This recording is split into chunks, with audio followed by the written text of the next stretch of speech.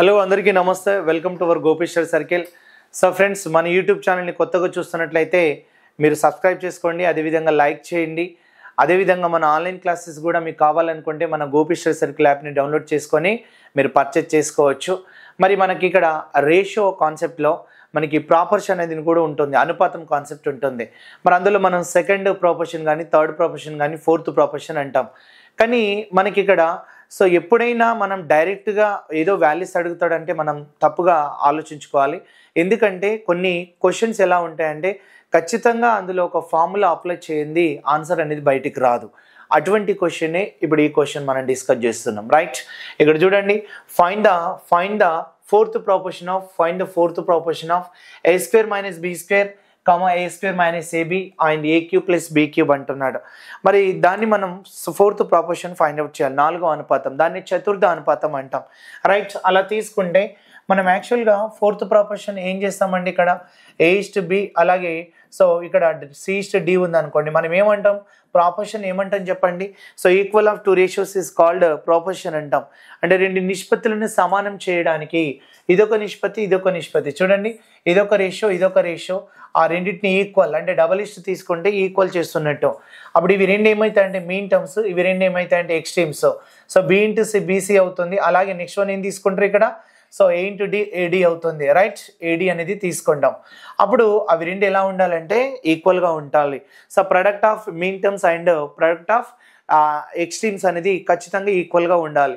అలా తీసుకుంటే మనకి బీసీ ఈక్వల్స్ టు ఏడి అవుతుంది. బట్ నాకు కావాల్సింది ఏంటి అని అంటే చూడండి, మనకి ఫోర్త్ ప్రాపర్షన్ అన్నప్పుడు సో డి, సో ఇది ఫస్ట్ ఉండదు, బట్ 1 2 3 4 అంటే నాకు నాలుగోది అంటే ఏం తీసుకోవాలన్నట్టు డి ఈక్వల్స్ ఏం రాసుకోవచ్చు, BC by A. So A by ఇక్కడ రివర్స్ అవుతుంది కాబట్టి బీసీ బై ఏ అనేది అప్లై చేయాలి. మరి నాకు ఇప్పుడు ఫోర్త్ ప్రాపర్షన్ కావాలంటే ఏబిసి అంటే మనకి 3 ఉండాలి కదా, ఏ వాల్యూ ఉండాలి, బి వాల్యూ ఉండాలి, సి వాల్యూ ఉండాలి.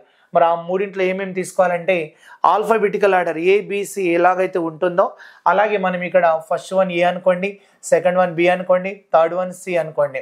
మరి అలాగే మనం అప్లై చేసాం అనుకోండి, బి వాల్యూ ఎంత ఇచ్చిండండి ఇక్కడ a స్క్వేర్ మైనస్ ఏబి, అలాగే మనకి ఏ క్యూబ్ ప్లస్ ఏమి ఇచ్చిండు అన్నట్టు బి క్యూబ్ అని ఇచ్చిండు బాయ్. మళ్ళీ ఇంకోటి ఏం తీసుకోవచ్చు అంటే మరి డినామినేటర్ ఏ ఉంది కాబట్టి మనం ఏం రాసుకోవచ్చు అండి, a square minus b square. మరి ఇక్కడ మరి ఇలాగే ఆప్షన్లో ఉంటుందా, ఉండదు కదా.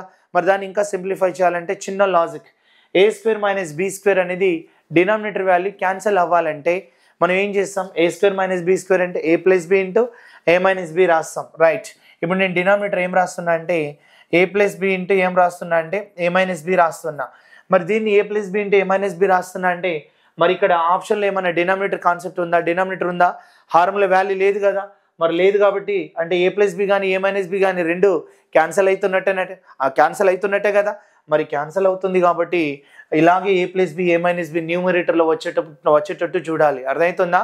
సో న్యూమరేటర్లో వచ్చేటట్టు చూడాలి. మరి ఏ ఇక్కడ చూడండి, ఏ ఉంది, ఇక్కడ ఏ ఉంది, అప్పుడు ఏ కామన్ తీసుకుంటున్నా. మరి ఇక్కడ ఏముంటుంది ఏ, మళ్ళీ ఏ బయటికి వచ్చిందండి మైనస్ బి అలాగే ఉంటుంది. చూడండి, ఏ ఇంటూ ఏ స్క్వేర్, ఏ ఇంటూ బి ఏబి అవుతుందా లేదా, అవుతుంది. ఇక్కడ మీరు ఏం చేయాలంటే ఏ క్యూబ్ ప్లస్ బి క్యూబ్ అనే ఫార్ములాని యూజ్ చేయాలి. అర్థమవుతుందా, ఏ క్యూబ్ ప్లస్ బి క్యూబ్ అనే ఫార్ములాను. అప్పుడు ఏం రాస్తామంటే ఏ ప్లస్ బి ఇంటూ అలాగే ఏ స్క్వేర్ ప్లస్ బి, ఇక్కడ ఏ స్క్వేర్ ప్లస్ ఏం రాసుకోవచ్చు అంటే బి స్క్వేర్ మైనస్ ఏబి అని తీసుకోవచ్చు. ఇది ఏ క్యూబ్ ప్లస్ బి క్యూబ్కి ఫార్ములా అవుతుంది. మరి అదే అప్లై చేసాం అనుకోండి, అప్పుడు ఏం రాసుకోవచ్చు అంటే ఏ ప్లస్ బి రాస్తున్నా, అలాగే నెక్స్ట్ వన్ తీసుకోండి ఏ స్క్వేర్ ప్లస్ ఇక్కడ బి స్క్వేర్ మైనస్ ఏబి అని తీసుకోవచ్చు. ఎందుకు నేను ఇలాగే రాసుకోవాల్సి వస్తుంది, మరి ఏ ఇంటూ ఏ క్యూబ్ అవుతుంది కదా, క్యూబ్ అంటే ఏ ఇంటూ ఏ స్క్వేర్ ఏ క్యూబ్ అవ్వాలి.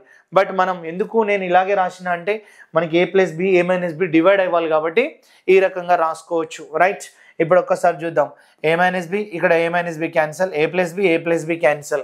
ఇప్పుడు ఫైనల్గా నాకు మిగిలిన వాల్యూస్ ఏంటంటే ఏం చెప్తారండి, ఇక్కడ ఏ ఉంది, అలాగే ఇంకోటి A square plus B square minus ఏం రాసుకోవచ్చు ఏబి. ఇది మనం ఫోర్త్ ప్రాపర్షన్కి ఆన్సర్ చెప్పాలి. రైట్, సో ఇక్కడ ఏ ఇంటూ ఇలా B square minus AB plus ఇక్కడ ఏ స్క్వేర్ ఉంది. అలాగే ఇక్కడ రెండు ఆప్షన్స్ ఏమున్నాయి చూడండి, A square minus AB plus B square, option A correct అవుతుంది. సో ఆప్షన్ థర్డ్ కరెక్ట్ కాదు. సో ఇది నన్న కాదు. ఏ బి స్క్వేర్ చూడండి, బి స్క్వేర్ ఉంది. సో ఇక్కడ బి స్క్వేర్ ఉంది, ఏ స్క్వేర్ ఉంది, మైనస్ ఏబి రెండు ఇచ్చింది కాబట్టి ఆప్షన్ 1 and 2 రెండు రైట్ అవుతుంది. సో రెండిట్లో ఏదైనా ఒకటి ఆప్షన్గా తీసుకోవచ్చు. నేను ఈ క్వశ్చన్ ఎందుకు తీసుకోవడం జరిగింది అని అంటే, మనం ఒకటే రూట్లో ఆలోచించొద్దు. కొన్ని ఇలా ఫార్ములాస్ సబ్స్టిట్యూట్ చేసే కాన్సెప్ట్స్ కూడా ఉంటాయి.